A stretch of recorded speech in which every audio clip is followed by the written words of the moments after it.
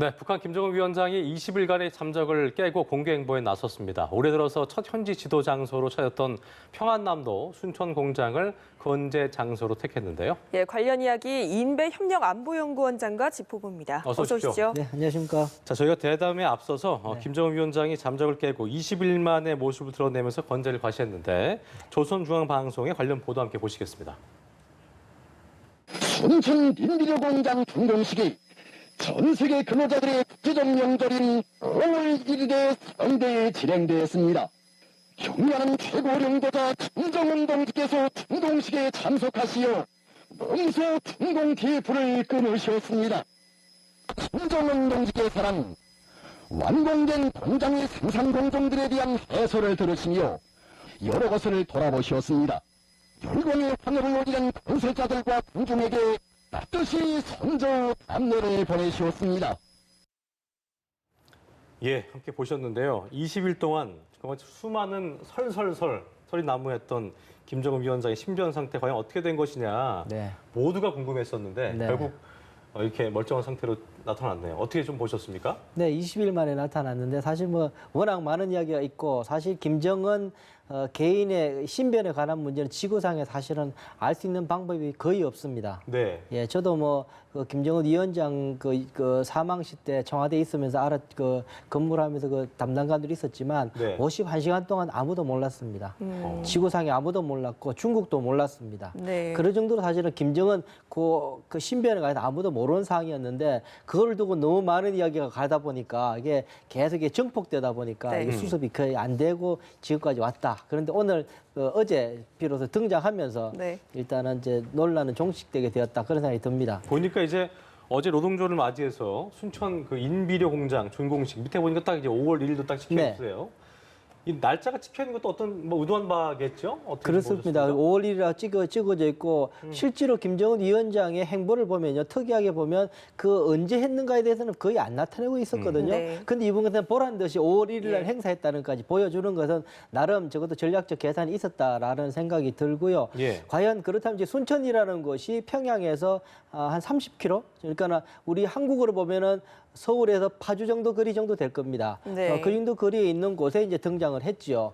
5월 1일 날 노동절을 맞이해서 등장을 했는데 보면 특이한 동향이 보면 4월 29일 날 박봉주 부위원장이 평양에서 행사를 두 곳을 다니기 시작해요.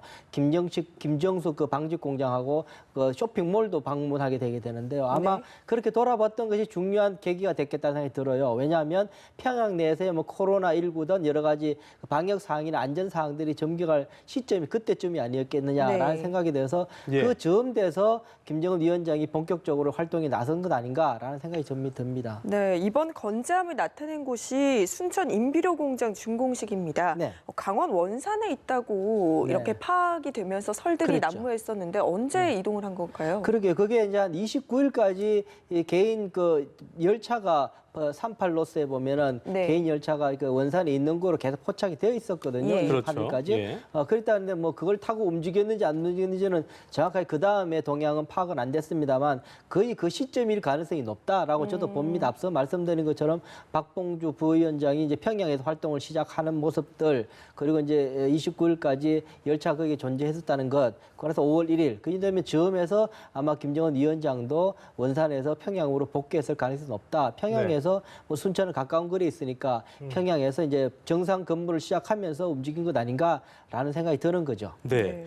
각종 설들이 난무한 상황에서 이제 뭐 동향을 알 수 있는 보도는 있었습니다만 그 모습이 안 보였기 때문에 그 모습을 좀 보일 때까지는 이 설이 수그러지 않는 것 같았는데 결과적으로 이제 준공 테이프를 끊었다. 공장 준공식에 참석해서 이게 나왔으니까 그동안의 설들은 이제 정리가 되는 걸로 봐야 될까요? 그렇죠. 오늘 보면은 특이하게도 노동신문에 21장의 사진을 공개를 했어요. 네. 걷는 네. 모습, 서 있는 모습, 앉아 있는 모습 아주 다양한 모습들을 보여주면서 네. 김정은 위원장의 이제 그 건재함을 이제 만방에 다시 국제사회에도 보여주게 됐죠. 네. 보면 그럼에도 불구하고 이게 그러면은 여러 가지 설들이 잦아들 것인가? 물론 이제 국민들께서 더 이상 이제 뭐 거기에 대해서는 관심을 안 가지실 수 있겠지만 네. 여전히 그때 뭐 사망설이나 위중설이나 이야기했던 분들은 또 다른 측면으로 이야기할 겁니다. 지난해 보면은 김경희 그 고모죠. 김정은 위원장이. 네. 고모가 이제 사망했다 그랬다가 오늘 이제 설 때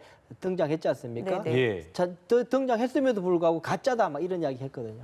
그렇다면 이번에 같은 경우도 뭐 김정은 위원장이 이렇게 드러났음에도 불구하고 또 다른 이야기도 또 돌 가능성이 있다라는 생각이 들고요. 네. 제가 사실 주목하는 부분은 이번에 이 김정은 위원장의 여러 가지 이 루머가 돌게 됐던 중요한 계기가 뭐냐면은 이 중국발이거든요.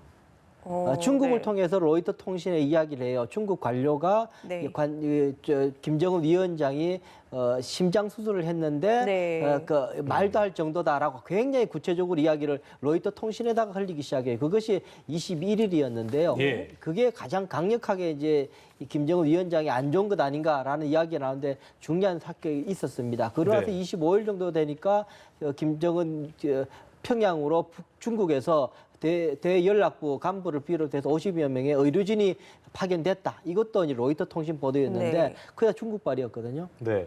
그런 그러니까 것들이 사실은 중국에서 이런 말을 왜 흘리게 됐는지 네. 이것조차도 루머인지 아니면 네. 그 부분에는 로이터 통신은 중국의 관리라는 말을 하거든요. 예. 그렇다면은 모종의 이 중국이 이렇게 이 가짜 뉴스를 퍼뜨린 뭔가가 전략적인 환경이 있었지 않겠느냐라는 네. 생각이 들어서 이 부분은 조금 더 앞으로 조금 더 우리가 주목해서 봐야 된다라는 생각 하나 들고요.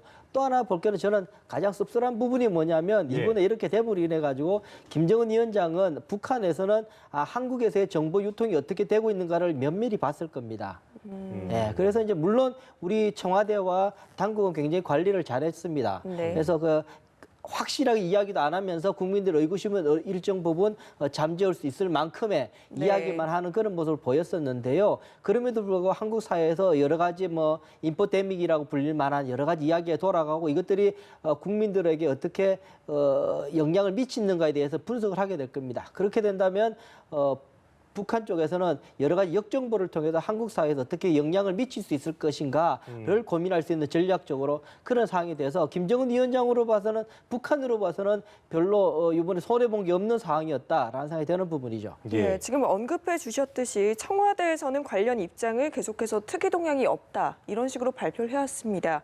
우리 정부가 확보할 수 있는 대북 정보 뭐 어느 정도가 되고 또 신뢰도는 어떻다고 보시나요? 제가 참 모종에 말씀드렸지만 김정은 위원장 딱 그 사람이 뭘 하고 있는지 어떤 상태인가 정확하게 짚기는 사실 어려울 가능성이 높습니다. 이거는 예. 중국도 모르는 상황일 가능성이 네. 높아서 우리와 아무리 뭐 남북 관계가 좋아지고 3번의 정상회담이 있었고 여러 가지 정보망들이 새롭게 구축됐다 할지라도 그 정도까지 확보되기는 굉장히 어려울 가능성이 높다. 그럼에도 불구하고 이번에 밝힌 것처럼 김정은 위원장의 동선 어디에 있는가 정도는 대한민국 정부가 정확하게 포착하고 있다라는 이야기까지는 이제 우리 국민들도 알게 된 거죠. 네. 사실 이제 고민은 이런 걸 겁니다. 정부에서는 속 시원하게 알고 있는 걸 이야기하고 싶죠. 그리고 네. 국민들에게 이런 이상한 생각들로 괜히 그렇지 않아도 코로나19 때문에 예. 여러 가지 마음이 복잡하실 텐데 이런 것 때문에 복잡하시기에 마음이 불편해서 정부로서는 잦아들기를 바라고 있어서 속 시원하게 이야기해주고 싶지만 그렇게 할 수 없는 게 또 이 국가 안보에 관한 정보 능력은 또 이렇게 속시에 밝힐 수가 없거든요. 그러다 보니까는 이번에 그런 차원에서 알 권리라는 차원과 국가 안보라는 차원에서 관리해야 될 문제 이 두 가지 선의 적정선에서 균형을 맞춰서 이번에 행보를 가져왔다라는 생각이 저는 듭니다. 네. 그렇다면 결과적으로 20일 동안 그러니까 태양절 참배도 하지 않았고 그러니까 없었던 행보였기 때문에 이 정적을 감췄던 그 의도는 뭐 어떻게 좀 분석을 좀 하고 계세요? 지금까지 가장 설득력 있게 보이는 것은 코로나19 관련돼서 네.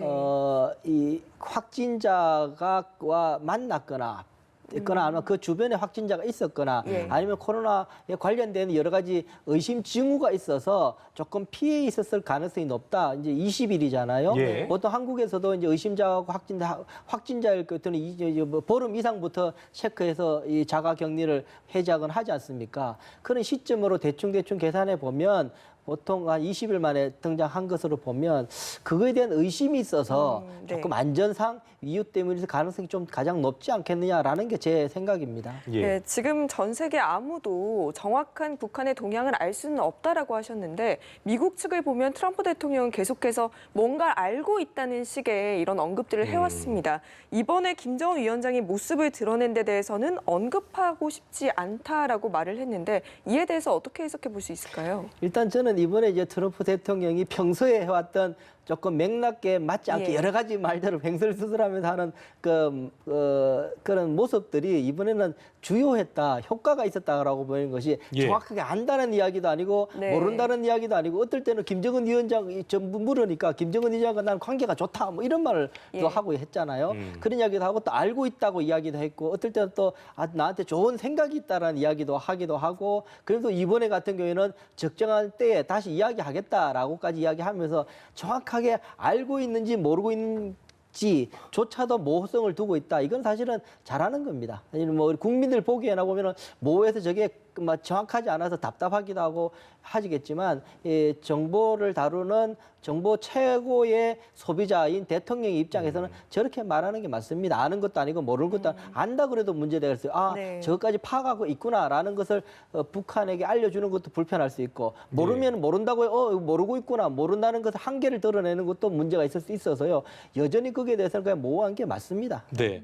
근데 이제 중간에 사실 아무렇지 뭐 신변 상태를 알고 있지만 얘기할 수 없다라고 얘기했었기 때문에 굳이 정상적인 걸 건강에 이상이 있지 않다는 걸 알았다면은 얘기하면 될 텐데 결과적으로는 그 정확한지 아닌지를 알지 못했던 거라고 다시 봐야 되겠네요. 그런 부분요. 아니요, 그것까지도 저는 정확하게 심정 갖지를 못해요. 왜냐하면 네. 말처럼 제가 알고도 모른다고 그럴 수 있고 모르라도 안다 그럴 수 있는 상황이기 때문에 철저하게 지금 아주 모호하게 이야기하고 있는 상황이라서요. 예. 저는 거기에 대해서는 더 이상 미국의 정부가 어느 정도까지인지 사실 저것도 정부 환경이 바뀌었거든요. 예. 그러니까 저 있을 때만 하더라도 김정일 위원장이나 김정은 위원장의 아주 속도의 정부까지 알 수 없는 정부 환경이었는데 네. 미국도 2번의 정상회담이 있었고 한국께도 3번의 정상회담이 있었고 네. 그러다 보니 여러 가지 체능들이 작동될 가능성이 새로운 환경들이 조성되어서 그런 상황 속에서 과연 어느 정도까지 밀접한 정보를 획득할 수 있는 기반들이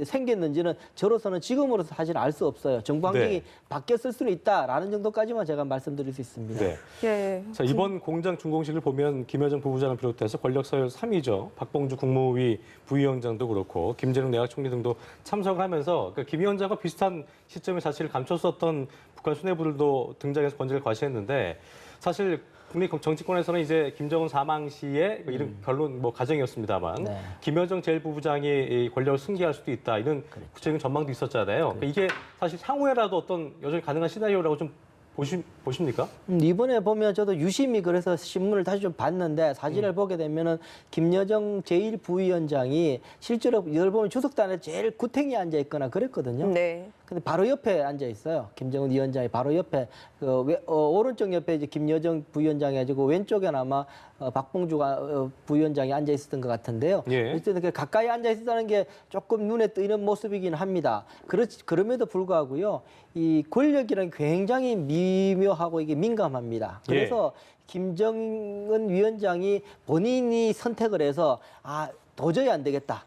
이 시점에는 이 북한 체제 시스템을 위해서라도 후계가 명시적으로 네. 확보되어야 된다라고 본인이 결정하지 않는 한 실제로 거기에 대해서는 북한 내부에서 논의될 가능성은 대단히 낮습니다. 왜냐하면 그것이 김정은 위원장 때도 마찬가지고요. 보면은 김정일 위원장이 2008년에 몸 다치고 나서 2009년에 바로 후계를 지목하게 되는데요. 그때부터 김정은에 대한 그 위상들이 급격하게 올라가기 시작합니다. 예. 정책 예. 결정에. 그렇게 되면서 김정일 위원장이 굉장히 어려워지는 상황이 되거든요. 마찬가지가 되겠죠. 그렇다면 김정은 위원장으로서는 고민을 하게 되겠죠. 북한 체제의 안정성을 위해서는 후계자가 미리 정해지는 것이 좋겠는데 그것이 정해지는 순간부터 김정은 위원장이 할 일도 많을 수 있는 김정은 위원장의 이 지도력과 정치력들이 급격하게 떨어질 위협이 있기 때문에 그것은 어느 시점에서 공식화시킬 것인가에 대한 굉장히 민감한 전략적 판단이 필요할 겁니다. 그전에 그 어느 누구도 참모가 그 이야기를 해줄 수는 없겠죠. 네.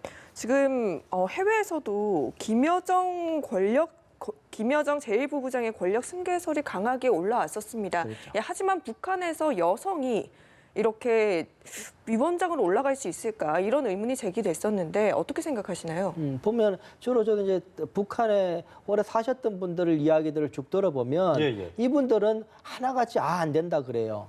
김여정은 안 된다. 네. 그 이유가 여자이기 때문에 한 가지 이유예요. 네. 여자이기 때문이다. 북한 사회에서 여성에 갖는 입장이라는 것이 굉장히 취약하기 때문에 네네. 그렇게 공식화시키기는 굉장히 어려울 거다라는 것이 하나 같은 그 탈북 오래 사셨던 네. 고위자들 저도 만나서 최근에 좀 만나서 이야기를 들어보니까 거의 이구동성을 하는 이야기가 그쪽의 이야기였고 다른 한편으로 보게 되면 이 후계 체계 3대 세습 체제라는 궁중정치라는 측면에서 보면 여전히 그 가능성이 있다는 쪽에 한국의 전문가들이 또 그렇게 많이 이야기하는 경우를 보게 됩니다. 저 같은 경우에도 그 가능성이 낮다는 쪽에 저는 무드기를 둡니다. 왜냐하면은 그 북한에서 가장 핵심적인 권력의 핵심은 군인데요. 네. 군에 대한 경험이 너무 없어서 그건 사실 군에 대한 경험을 말로 하는 것이 아니라 체득하는 거거든요. 예. 네. 군이 어떻게 돌아가는 정책 결정은 어떻게 하는지 그 사람들의 태도는 어떻게 되는지를 좀 몸으로 체득하는 게 굉장히 중요한데 거기에 대해서 김여정 같은 경우에는 너무 없다.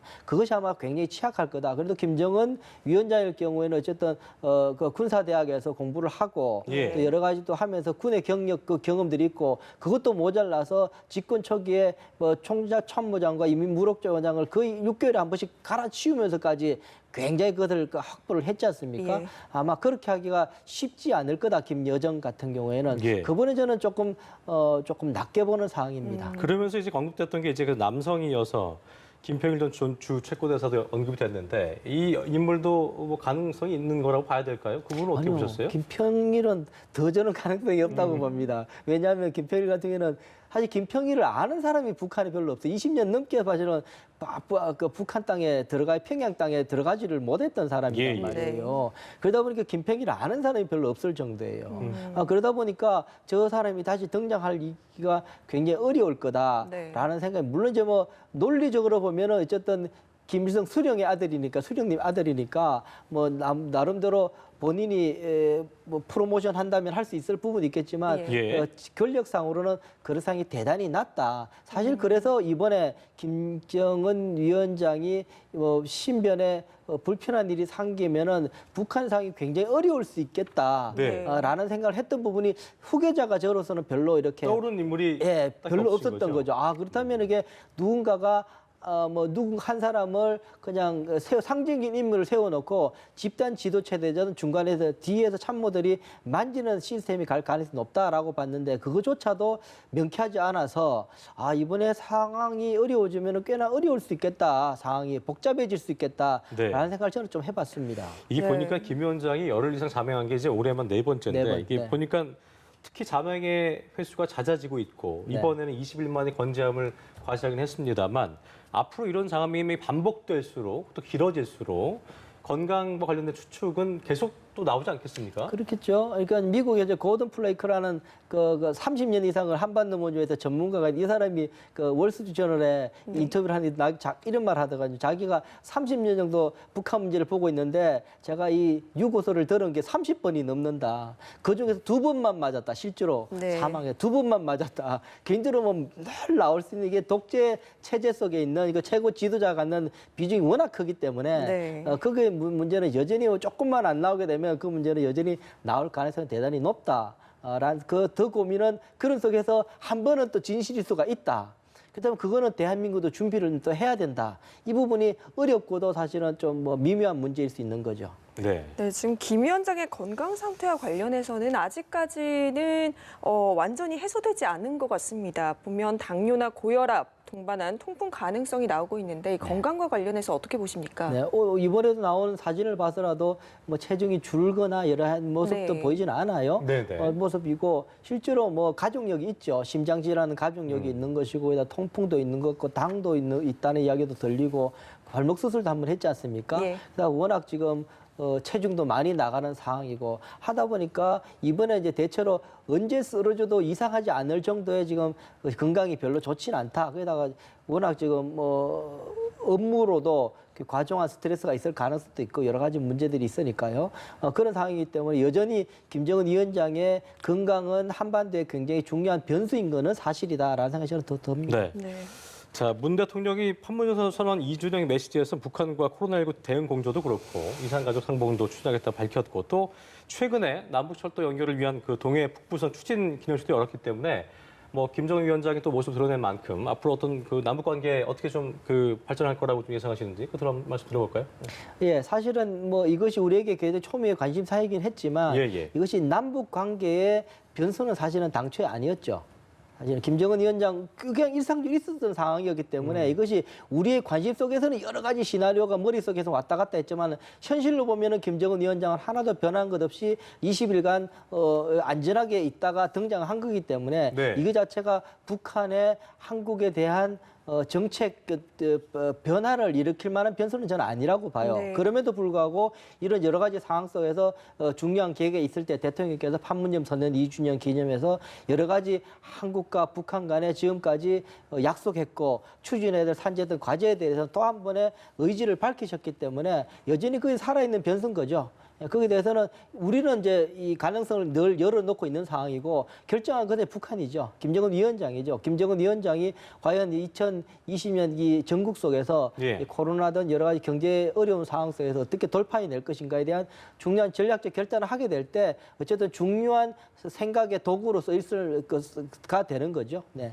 네, 이렇게 20일 만에 공개 행보를 보이며 건재함을 과시한 김정은 위원장과 관련한 이야기 이인배 협력안보연구원장과 짚어봤습니다. 네. 고맙습니다. 고맙습니다. 네, 고맙습니다.